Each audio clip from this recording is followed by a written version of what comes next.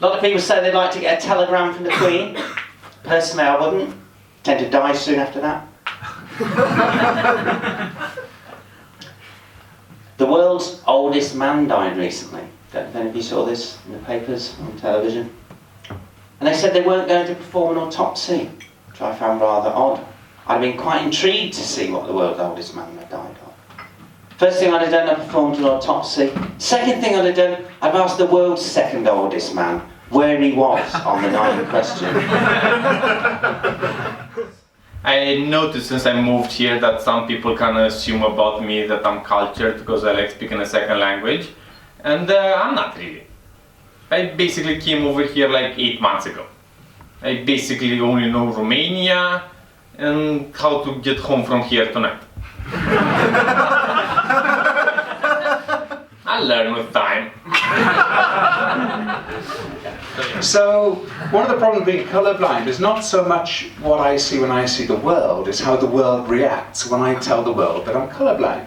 Strange questions. First one, so what do you do when you get to a red traffic light?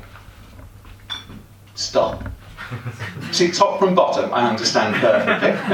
I'm colourblind, not a fucking simpleton. You'll notice I haven't turned up tonight with fucking shoes on my head, have I? Top from bottom, I'm fine with. Now the other thing that people ask and they say is like, when you're colourblind, is that's interesting then. Yeah, so colourblind. Yeah, so what colour's my top? Oh, do fuck the fuck off. Give us a phrase, give us an Iraqi phrase. I was out with some quite zealous people the other night. They said, come on, give us a phrase in Arabic, tell us something in Arabic. And I said, well, I don't actually know many Arabic phrases. They said, don't worry, we'll teach you some more once you strap this vest on you. Then they started the camera rolling and started playing some music from a CD called, now that's what I call terrorist video music. Don't worry guys, it's okay, the terrorist jokes are almost finished, okay? I just put them together in my car as I drove up here. My car, which I've nicknamed Jihadi Face. Don't worry, it's okay. I'm going to show you another comedian who's a bit different. You see what I think of him. His name's John and he's a horse. So, I was in the stable the other day, standing round like you do. This fucking human kid comes up to me and tries feeding me a carrot. And I was like, I'm fucking sick of human beings stereotyping us horses as liking carrots. I much prefer sugar cubes. I'm sure you guys are wondering why so many taxi drivers are Asian. It's because we like to pick up you white people and take you back to where you came from.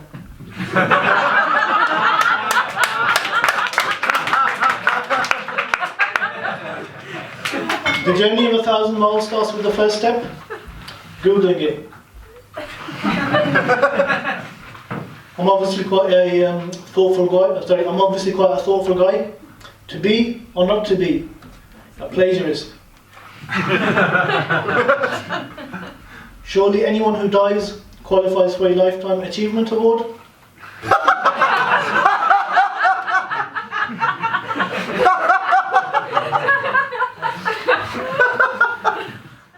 So give me a cheer if you love your mum, guys. Yeah. Yeah, I love my mum. I really love my mum. But the way we see the world is completely different. Like I found out the other day, we've got a completely different meaning for the word nosh. Right? She knows in traditional sense as food, bit of dinner. For us younger people, it means a slightly different thing, right? Anyway, I only found out this the other day. I come through the door. She said, "Josh, you look fed up." I said, "I am, Mum. I've had a hard day at work. I'm shattered."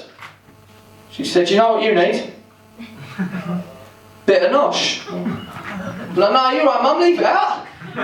So I go on the outside a couple of minutes. Whoa, stop. Girls, don't believe you've heard, right? Take a bit long, a couple of minutes. I mean, especially from your mum. So. I'm frantic. I'm running down the street. I'm desperate. I've got to take a leak. Up ahead I see a toilet sign, but I don't know if I can make it in time.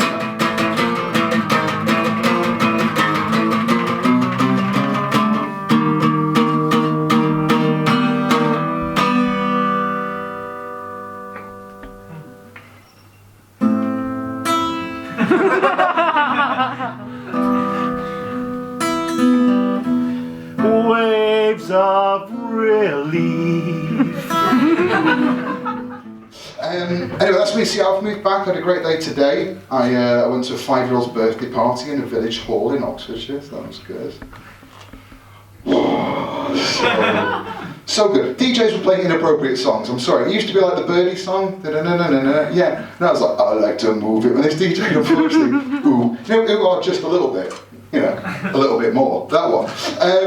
I'll be honest with you, that's not appropriate for a 5-year-old song when the DJ, aged about 60, dyed black hair, wearing a guitar waistcoat goes, ooh, just a little bit over the top of the song at the same time. You know that couple of moments, everyone sort of says like, did he just, oh, and he's sort of like, it's daylight, don't move your hips in daylight, okay?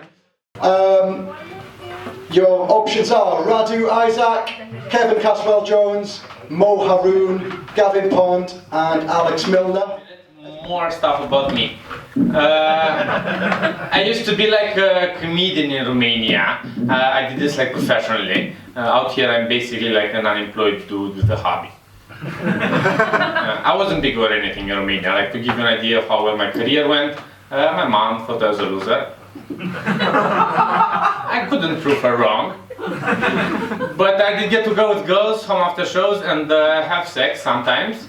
So yes, big enough. My wife is from the West Country. She's from St Austell in Cornwall. She has a lovely Cornish lilt. It's a lovely accent. Not really the sort of accent you want to use for sexual encouragement. Oh, I'd be right where? Most of the time it feels like I'm shagging Long John Silver. Yeah. Even more so since she lost the leg. Only joshing, only joking. 25 years, we're not having sex anymore, I'll be damned. Hand of Air's having more than me. This is what I do as a substitute for sex. I do stand-up comedy, it's a substitute for sex. Very similar, it's 10 minutes of embarrassment. My wife never comes. And there's always a group of strangers watching. I wanted to overcome my fear of spiders, so I went to Legs 11. That's a strip club in Birmingham, if no one knows by the way. My mate goes, you're a funny bastard. I go, yeah, I must have got it from my dad. They say half of all comedians are just masking their own depression. I ain't masking shit. I'll tell you straight, I've come here to die.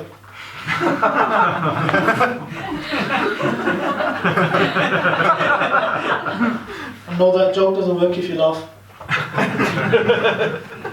To cut a long story short, the end. This is how me and my wife first met. I was down at the booze, getting down the beer, when suddenly this bit of alright appears.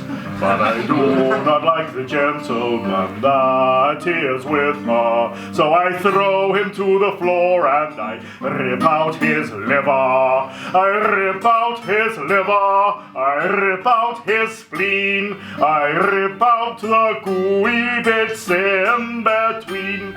And then I wash my hands and I get down on one knee, and I ask the fair maiden to marry me.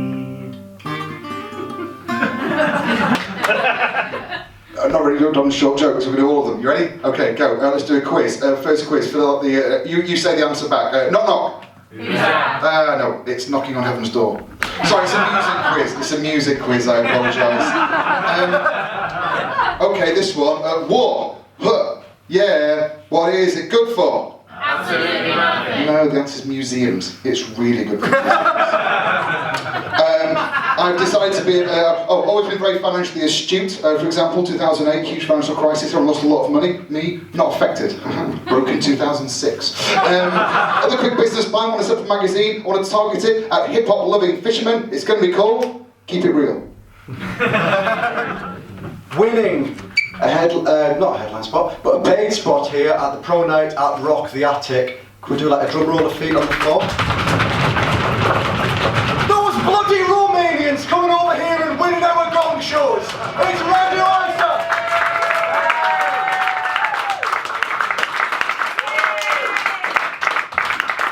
Does the paid spot start now? Hey, Does the beat spot start now? I actually wasn't expecting you to come over here. Oh, okay.